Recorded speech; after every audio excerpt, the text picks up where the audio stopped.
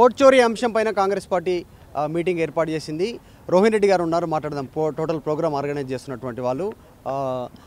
కొత్తగా డీసీసీ నియామకం అయింది.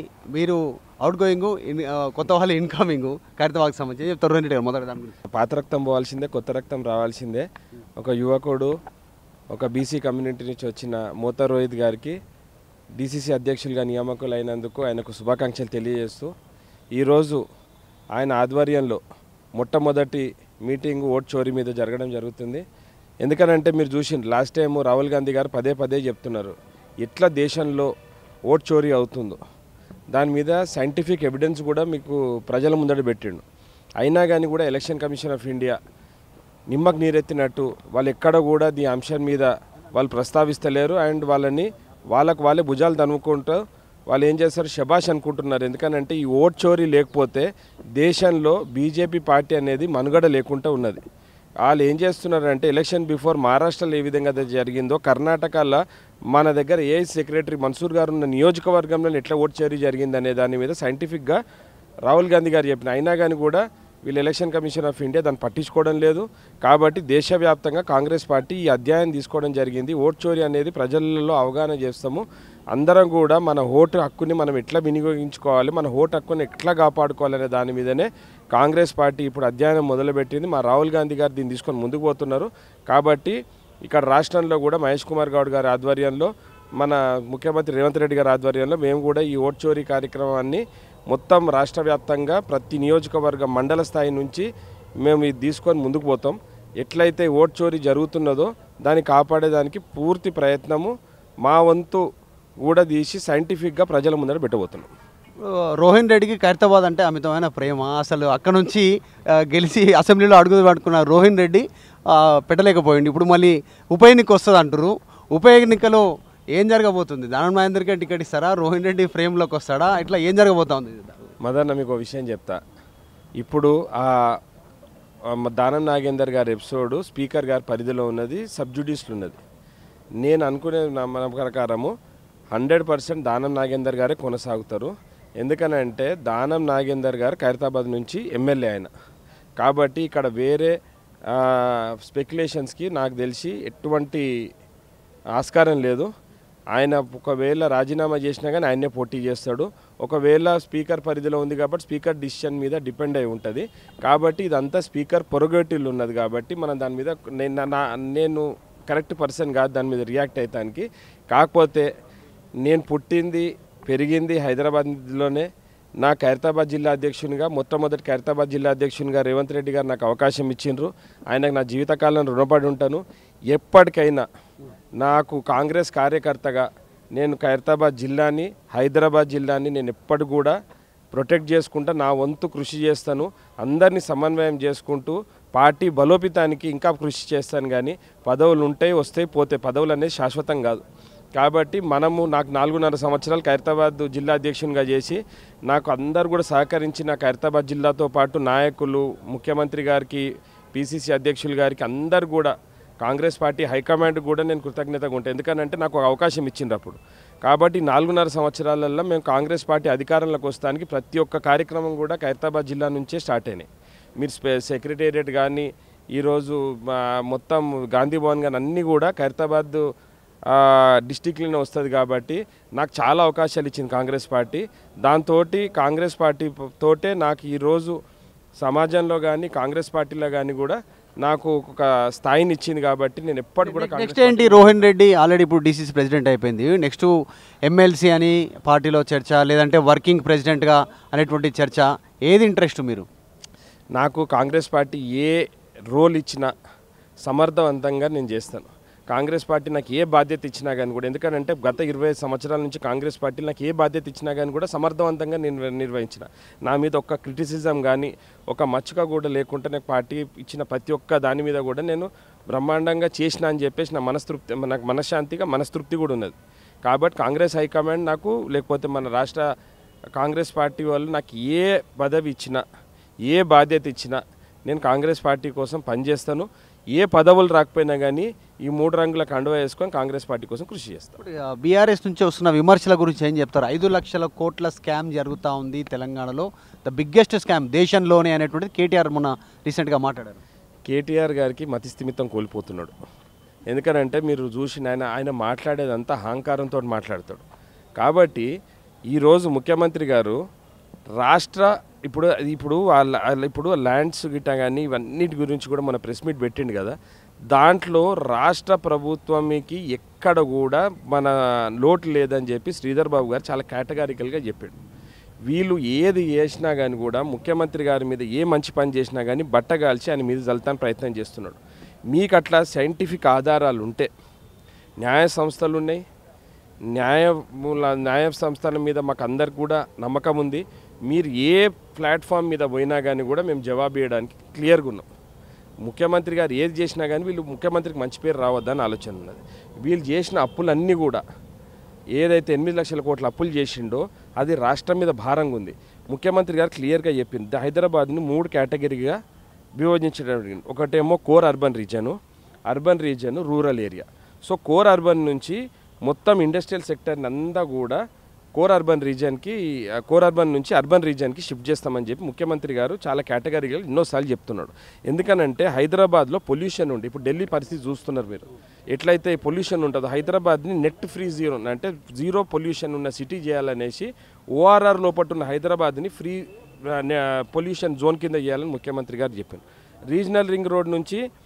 రీజనల్ రోడ్ లోపల అర్బన్ ఏరియా చేసి అక్కడ మీకు ఇండస్ట్రియల్ సెక్టర్ కానీ ఫార్మా సెక్టర్ కానీ ఇవన్నీ కూడా పెట్టడానికి, ఆ రీజనల్ రింగ్ రోడ్ అవతల అగ్రికల్చర్ సెక్టర్ అంటే అక్కడ మొత్తం కూడా వ్యవసాయంలో మన అందరు కూడా మంచిగా ఉండాలనే ఉద్దేశంతో 3 సెక్టర్గా విభజించి హైదరాబాద్ని ఒక దేశం పట్టణంలోనే అంటే ప్రపంచ పట్టణంలోనే హైదరాబాద్ని తీసుకొచ్చడానికి ముఖ్యమంత్రి గారు ఎంత కష్టపడి ఈరోజు ఫ్యూచర్ సిటీ పెట్టి రానున్న డిసెంబర్ 8th 9th రోజు మీకు ఇంటర్నేషనల్ కాన్క్లేవ్ పెడుతున్నాడు. వరల్డ్ ఎకనామిక్ ఫోరం టైపు మన హైదరాబాద్లో కూడా ఇన్వెస్ట్మెంట్లు తీసుకొస్తానికి దావోస్ 2,25,000 కోట్లు తీసుకొని వచ్చింది. ఇవన్నీ చూస్తుంటే వాళ్ళ కడుపులో మంటలేసి రేవంత్ రెడ్డి గారిని ఏది చేసినా కానీ ఆయనకు అపవాదం చేసి పబ్లిక్లలో మిస్గైడ్ చేద్దామని చూస్తుండు. జూబ్లీహిల్స్ ఎలక్షన్ ఓడిపోయాడు కాబట్టి 5 లక్షల కోట్లు అనగానే అది మర్చిపోతారని చెప్పేసి ఇదొకటి కావాలని ఏదో తీసిండు. ఇప్పుడు ఈ కార్ రేసింగ్లో గవర్నర్ కానీ ఆయన ప్రాసిక్యూట్ చేయమని చెప్పారు. సో ఈ ఇష్యూస్ 2 కూడా డైవర్ట్ చేస్తానికి ఆయన ఏదో ఒక డైవర్షన్ కింద ఆయన మాట్లాడుతున్నాడు. కానీ ఆయన దగ్గర కాంక్రీట్ ఎవిడెన్స్ ఉండి లేకపోతే సైంటిఫిక్గా ఏమైనా ప్రూవ్ చేయగలిగితే ఆయన ప్రజల ముందట రావాలి. ప్రతిసారి వస్తాడు, తొడబల కొట్టుకొని బయటికి పోతుండే ఆయన. కాబట్టి కేటీఆర్కి ఒకటే నేను ఒక సజెషన్ ఇస్తున్నా, మీరు ఒక ఇంటిగ్రిటీ ఉండి లేకపోతే మీరు చెప్పిన దానికి ఏమైనా శాంటిటీ ఉంటేనే ప్రజలు నేను నమ్ముతారు. ఇప్పుడే ప్రజల ముందర నువ్వు జోకర్ లేక అయిపోయావు. ఇంకా రాను ఇట్లనే మాట్లాడుకుంటూ పోతే ప్రజలు అసలు నేను పట్టించుకొని కూడా బంద్ చేస్తారు.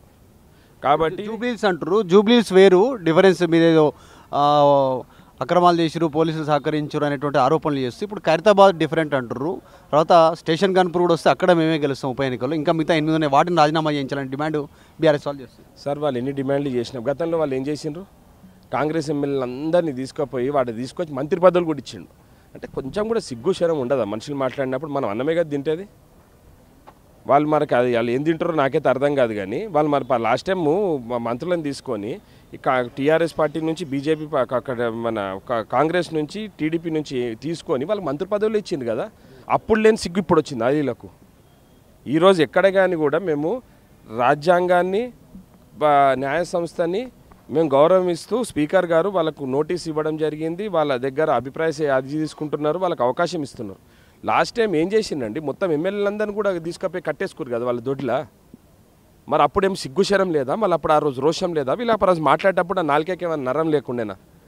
ఈరోజు మాట్లాడుతున్నాం, మరి ఆ రోజు ఏమైంది? మీకు నీతులు చెప్తున్నావు కదా, ఆ రోజు ఏం నీతి ఎక్కడికి పోయింది? గడ్డి మెస్తానికి పోయిందా లేకపోతే గాడిది పనులు దొంగతుండడానికి పోయిందా నీ నీతులు? నువ్వు చేస్తేనేమో ఆ రోజు తప్పులు. 5 సంవత్సరాల స్పీకర్ ఒక్కసారి నోటీస్ ఇవ్వలేదు మేము చెప్తే. ఈరోజు మేము కట్టుబడి ఉన్నాం. మేము దానికోసము మా స్పీకర్ గారు నోటీసులు ఇస్తున్నాడు, వాళ్ళకి అవకాశం ఇస్తున్నాడు, వాళ్ళ అడ్వకేట్లు వచ్చి మన క్రాస్ ఎగ్జామినేషన్ చేస్తున్నారు, ప్రాసెస్ నడుస్తున్నది. అయినా కానీ కూడా ఇవన్నీ కూడా వాళ్ళు ఏదో పతివ్రత లేక మేము చేస్తేనే కరెక్ట్ అని చెప్పి ఇవన్నీ బేకార్ మాటలు మాట్లాడదు కేటీఆర్. నువ్వు ప్రజలందరూ గమనించిన లాస్ట్ 8-10 సంవత్సరాల నుంచి నువ్వేం చేసినావు అనేది ప్రజలందరూ చూసిర్రు. నువ్వు ఏమేమి లంగా పనులు చేసిండ్రు మీ టీఆర్ఎస్ పార్టీ కాబట్టే మీ నడ్డిర కొట్టి మిమ్మల్ని ఇంట్లో కూర్చోబెట్టిండ్రు. ప్రతిసారి ఎవరి మీదకి వస్తే వాని మీదకి ఎంత వస్తే అంత మాట్లాడడం, ఏది పడితే అది మాట్లాడడం, నోటికి అదుపు లేదు. ముఖ్యమంత్రి గారిని పట్టుకొని ఇష్టం వచ్చిన మాటలు మాట్లాడితే మేము చూసుకుంటూ ఎందుకు ఊరుకుంటున్నామంటే ముఖ్యమంత్రి గారు అంటున్నాడు వాడు పిచ్చోడు వదిలేసే వాని గురించి మాట్లాడకండి మీరు అని అన్నాడు. వాడిని పిచ్చిలేసింది, వాడు పిచ్చోడు వదిలేసేయండి అని చెప్పి ముఖ్యమంత్రి గారు అన్నందుకు కాంగ్రెస్ కార్యకర్తలు ఎవరు మాట్లాడతలేరు. కాంగ్రెస్ కార్యకర్తలు అందరు ఒక్కటైన రోజు వాళ్ళకి అందరు కూడా అది మడతకాజీ అంటారు చూసినావా, అదే అవుతుంది. కాబట్టి నువ్వు హుందాగా మాట్లాడు. నువ్వు ఒక అపోజిషన్ లీడర్ అయితే అపోజిషన్ లీడర్ లెక్క మాట్లాడు, లేకపోతే మీకు అపోజిషన్ పార్టీ ఉంటే అపోజిషన్ పార్టీ లెక్క మాట్లాడు. పిచ్చి పిచ్చి మాటలు మాట్లాడి నోటికి ఎంత వస్తుందంత మాట్లాడి ముఖ్యమంత్రి గారి మీద మాట్లాడితే మాత్రం కాంగ్రెస్ కార్యకర్తలు ఎవరు కూడా ఊకునే పరిస్థితి లేదు. చివరిగా రోహిన్ రెడ్డి గారు, ఖైరతాబాద్ ఉప ఎన్నిక పక్క ఏం జరగబోతుంది, రిజల్ట్ ఎట్లా ఉంటుంది, మీరు ఏమనుకుంటారు? అక్కడ గ్రౌండ్లో ఉన్నారు కదా, మీరు కూడా చాలా నుంచి పనిచేసారు, ఇప్పుడు నా సిచ్యువేషన్ ఏమనుకుంటారు? కాంగ్రెస్ పార్టీ ఖైరతాబాద్ జిల్లా కంచుకోట, అక్కడ 100% ఉప ఎన్నికలు వచ్చినా రాకపోయినా కాంగ్రెస్ పార్టీ చాలా బలోపేతంగా ఉన్నది. ఒక విషయం, జూబ్లీహిల్స్లో ఏ మెజార్టీ అయితే వచ్చిందో దానికి రెట్టింపు మెజార్టీ వస్తుంది. ఒకవేళ బై ఎలక్షన్స్ వస్తే గిట, నాకు తెలిసి బై ఎలక్షన్స్ ఇంత త్వరగా వస్తాయని నేను అనుకోను. ఒకవేళ వచ్చినా కానీ కూడా బ్రహ్మాండమైన మెజార్టీ, డబుల్ మెజార్టీ వస్తుంది. దీంతో టీఆర్ఎస్ పార్టీ పాతాళంలోకి పోతుంది. ఇక మొన్ననే వాళ్ళకి సిగ్గుపోయింది. జూబ్లీహిల్స్లో రెఫరెండం అన్నాడు ముఖ్యమంత్రి గారికి, మా రెఫరెండం ఏదో మేము చూపించినాం. ఇప్పటికైనా కానీ చెంపలు వేసుకొని మాట్లాడటానికి పోయాల్సిన కేటీఆర్ ఇష్టం వచ్చినట్టు మాట్లాడుతున్నాడు. కాబట్టి నేను ఒకటే చెప్తున్నాను, వాళ్ళ పార్టీలో ఆయన ఒక్కడే ఉన్నాడా? మేము జూబ్లీహిల్స్ ఎలక్షన్స్లో ముఖ్యమంత్రి గారు ప్రజాపాలన బడుగు బలహీన వర్గాల నుంచి వచ్చిన నాయకుడిని చూసి ఓటేయమన్నాడు. ఇక్కడ ఎక్కడ చూసినా కానీ కూడా కేసీఆర్ని చూసి, నన్ను చూసి, టీఆర్ఎస్ని చూసి ఓటేయండి, లేకపోతే కొట్లాడే మునగాడే లేడని మాట్లాడండి ఆయన. అంటే టీఆర్ఎస్ పార్టీలో వేరే వాళ్ళందరూ కూడా ఏందన్నట్టు మరి వాళ్ళ నాయకులు గారా, మునగాలు గారు, ఈయన ఒక్కడే మునగాడా? జెండా పట్టకుండా డైరెక్ట్ ఎమ్మెల్యే అయినా ఆయన, అంటే డొనేషన్ కోట అంటారు చూసినావా, డైరెక్ట్ వచ్చిండు అమెరికా నుంచి. అక్కడ కేకే మహేందర్ రెడ్డి టికెట్ తీసుకున్నాడు, అక్కడ ఎమ్మెల్యే అయ్యిండు. కేసీఆర్ కొడుకు కాకపోతే కేటీఆర్ ఏంది? ఇక్కడ ఒక రోహిన్ రెడ్డికి రాజకీయంగా మాకు వెనకాల మా నాయనలు తాతలు ఎవరు కూడా రాజకీయంగా లేరు. అయినా కానీ కాంగ్రెస్ పార్టీ కండువతోటి ఇక్కడ దాకా వచ్చినాం మేము. ఇంకా కూడా కాంగ్రెస్ పార్టీలో ఉన్నత స్థాయికి పోతాం అనుకుంటాం. రేవంత్ రెడ్డి కూడా ఒక సామాన్య స్థాయి నుంచి వచ్చిండి, ఇలా పెద్ద నాయకుడే అయ్యిండు. మహేష్ కుమార్ గౌడ్ కూడా ఇలా మీకు ఒక సామాన్య కుటుంబం నుంచి వచ్చి నాయకులేండు. కేసీఆర్ లేకనో హరీష్ లేకనో, హరీష్ ఏమో మామ పేరు చెప్పి కేటీఆర్ ఏమో నాయన పేరు చెప్పి వీళ్ళు నాయకులైనరు. కానీ వీళ్ళని కేసీఆర్ నుంచి విడగొడితే వీళ్ళ నెత్తి మీద రూపాయి పెడితే పావులకు కూడా వరుగున్నారు. వీళ్ళకు ఎంతసేపు వాళ్ళ నాయన పేర్లు చెప్పుకొని కాయలు అమ్ముకుంటున్నాడు. నువ్వు ఏ విధంగానైతే నీకు రాజకీయంగా నీకు భిక్ష పెట్టింది టీఆర్ఎస్ పార్టీ, ఆ రోజు అమరవీరులైన విద్యార్థుల వాళ్ళ బలిదానాలతోటి మీ పార్టీ నిలబడ్డది. లేకపోతే మీరు చేసిన మోసాలకు కానీ, మీరు చేసిన ఇవాళ ప్రొఫెసర్ జయశంకర్ కానీ, లేకపోతే గౌతమ్ లచ్చన్న కానీ ఎంతమందిని మోసం చేసిండండి. విజయశాంతి గారిని, ఆలే నరేందర్ గారిని ఎంతమందిని మోసం చేసి ఆ టీఆర్ఎస్ పార్టీ నుంచి ఎలగొట్టిన వాళ్ళు. అవసరం ఉన్నప్పుడేమో అందరినీ వాడుకున్నారు, అవసరమైనాక అందరిని ఎలగొట్టిండు. సో ఆ నైజం మాది కాదు.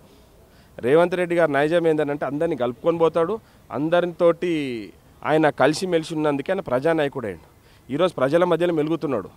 ఈరోజు ఏ ముఖ్యమంత్రి చేయనన్ని పనులు రేవంత్ రెడ్డి గారు చేస్తున్నారు. ఫామ్ హౌస్లకో లేకపోతే వాళ్ళ బంగ్లాకో పరిమితం కాలే ఆయన ప్రగతి భవన్కి. ఈరోజు ముఖ్యమంత్రి గారిని చూడండి, కాళ్ళకు చక్రాలు కట్టుకుంటూ తిరుగుతున్నాడు ఆయన. ఎవరి కోసం? రాష్ట్ర ప్రజల కోసం. మనకు రాష్ట్రం వెనుకబడిపోయింది 10 సంవత్సరాలలో, దీనికి మన వంతు మనం కృషి చేయాలని చెప్పి ముఖ్యమంత్రి గారు కష్టపడుతుంటే ఈ ఆయన నోటికి వచ్చి ఇప్పుడు 2 సంవత్సరాల నుంచి మాట్లాడిండు. ఏ ఒక్కటన్నా ప్రూవ్ అయిందా?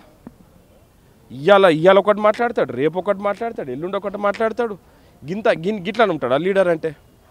నేను ఇవాళ అడుగుతున్న, లీడర్ ఆఫ్ ది అపోజిషన్ బయటికి వచ్చి ఎందుకు మాట్లాడతలేడు? ఈరోజు వాళ్ళు ఒక క్యాండిడేట్ నిలబెట్టిండు, వాళ్ళ party president KCR, leader of the opposition KCR. ప్రచారంకి ఒక్కరోజు కూడా ఎందుకు రాలే? పోనీ ప్రచారంకి రావు, నువ్వు దొరవు కాబట్టి ప్రచారానికి రావు. ఒక పేపర్ నోటిఫికేషన్ ఇవ్వచ్చు కదా, ప్రెస్ రిలీజ్ అని ఇవ్వచ్చు కదా ఆమెను గెలిపిమని. వీళ్ళందరికీ ఆడాలంటే విపక్షత. ఫస్ట్ క్యాబినెట్లో ఒక్క మహిళకు కూడా వాళ్ళు క్యాబినెట్లో చోటు ఇవ్వలేదు. ఈరోజు కూడా ఒక మహిళ నిలబడ్డది కాబట్టి ఆమెను ఓటిరు వీళ్ళు కావాలని. సునీతమ్మ ఓటమి కాదు ఇది, KCR, KTR, Harish Rao and TRS party ఓటమి ఇది. ఎందుకనంటే వాళ్ళు నిలబెట్టిన క్యాండిడేటు గెలిపించుకోవాల్సిన బాధ్యత కాంగ్రెస్ నాయకత్వం మీద ఉండే కాబట్టి రేవంత్ రెడ్డి గారు, మహేష్ కుమార్ గౌడ్ గారు, మా నాయకులందరూ కూడా సమిష్టిగా పనిచేసినాం. దాన్ని తప్పని ఎట్లా అంటారు? మా పార్టీ క్యాండిడేట్ కోసం మేము అందరం కష్టపడి పనిచేసినాము, వాళ్ళ క్యాండిడేట్ కోసం వాళ్ళందరూ కష్టపడి పనిచేసిండు. మరి కేసీఆర్ బయటికి ఎందుకు రాలేదు? కేటీఆర్ ఎవరైనా లెక్క చేస్తారా? రేవంత్ రెడ్డికి కేటీఆర్కి ఏమైనా పొంతన ఉందా అండి? నక్కకు నాగలోకంకు ఉన్న తేడా ఉంది. కేటీఆర్కి రేవంత్ రెడ్డికి ఏమైనా పొంతన ఉందా? మీరు చెప్పుండ్రి. కేసీఆర్ వస్తేనన్నా అట్లీస్ట్ కొంచెం పబ్లిక్ అట్లీస్ట్ అన్న పర్సెప్షన్ చూస్తున్నారే, కేసీఆర్ వచ్చిండు కేటీఆర్ వచ్చిండనంటే సమయోజ్యులు రేవంత్ రెడ్డి గారు గెలుస్తారు, కానీ కేసీఆర్ వచ్చిండు అనేదాన్ని కూడా అట్లీస్ట్ పబ్లిక్లో ఏమైనా ఉంటుండే. కేటీఆర్ వచ్చి రేవంత్ రెడ్డికి ఎట్లా సరిపోతాడు అనుకున్నారు జనాలు, నాకు అర్థం కాదు. ఆయన అది మచ్చ ఆయన మీరు దొలగించుకుంటానికి ఏదందో ఇవన్నీ దొంగ మాటలు మాట్లాడుతున్నాడు. కేసీఆర్కు నేను ఒకటే చెప్తున్నా, మీ కేటీఆర్కి ఇంకా ట్రైనింగ్ సరిపోలేదు, ట్రైనింగ్ ఇచ్చి బయటికి పంపి మా సొంటలతోటి ఆయన ఫస్ట్ పోటీ పడమన్న తర్వాత మేము సరిపోకపోతే రేవంత్ రెడ్డి గారి దగ్గర పొమ్మని చెప్పి నేను కేటీఆర్ గారికి మంచి సూచన ఇస్తున్నాను. Thank you. రైట్, ఇది Rohin Reddy outgoing president డీసీసీగా ఖైరతాబాద్కి సంబంధించినటువంటి నియోజకవర్గం కంచుకోట కాంగ్రెస్ పార్టీకి ఉప ఎన్నిక వచ్చినా రాకపోయినా అది కంచుకోట అని చెప్తున్నారు. ఖచ్చితంగా ఉప ఎన్నికలో మేమే గెలవబోతున్నాము. రీసెంట్గా రిఫరెండం అన్న జూబ్లీస్ ఓడిపోయారు. సో ఖైరతాబాద్కి సంబంధించిన విషయంలో మాట్లాడడానికి వాళ్ళు ఏ ఉద్దేశంతో మాట్లాడుతూ ఉన్నారు, ఏ అంచనాతో మాట్లాడుతూ ఉన్నారో ఆలోచించుకోవాలి. అయినా కేటీఆర్ను పట్టించుకోవద్దు అని చెప్పినందుకే ముఖ్యమంత్రి మా కాంగ్రెస్ క్యాడర్ పట్టించుకోవట్లేదు అనేటువంటి స్టేట్మెంట్ చేస్తా ఉన్నాం. అసలైన తొలి వెలుగు. ఫాలో వాట్సాప్ @తొలి వెలుగు official.